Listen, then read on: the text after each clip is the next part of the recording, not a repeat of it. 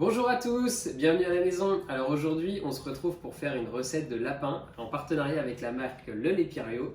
Alors j'ai choisi cette marque parce que ça fait depuis longtemps qu'ils travaillent uniquement avec des producteurs français, 100% français. Et en ce moment, en période de confinement, on essaie évidemment de pousser nos producteurs locaux. De plus, la viande de lapin, c'est très bon pour la santé, c'est peu calorique avec peu de matière grasse. Donc en ce moment, en période de confinement, c'est très bon pour nous.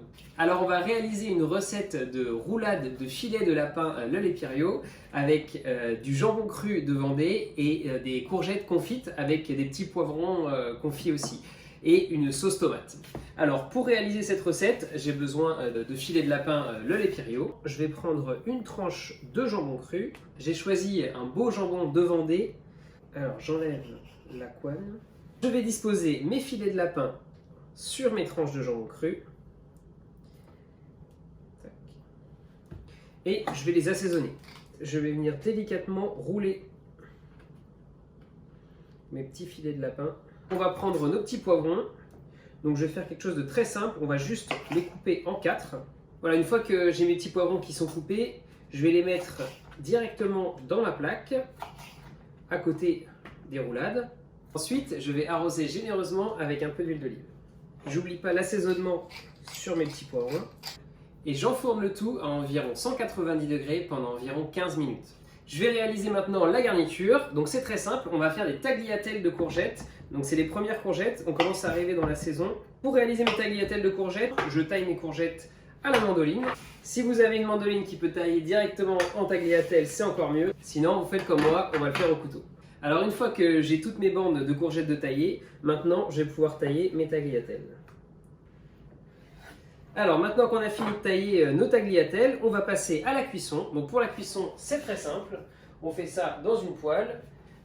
On va mettre nos tagliatelles. On arrose généreusement avec de l'huile d'olive. Et bien sûr, on n'oublie pas le sel et le poivre.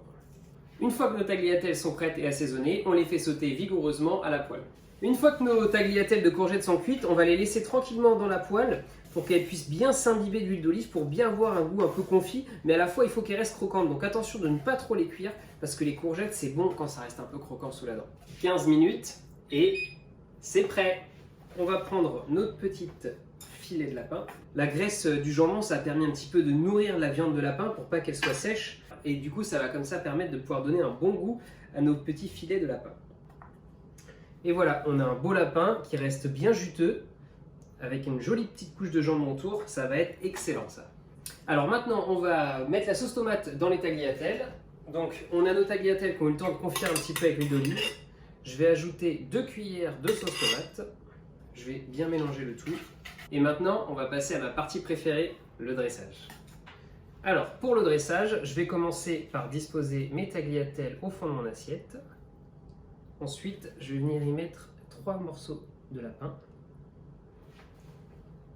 Et je vais venir ajouter mes petits poivrons de couleur pour ajouter la couleur et surtout du volume. Je viens y rajouter quelques herbes fraîches, un petit peu de sauce tomate, un petit tour d'huile d'olive,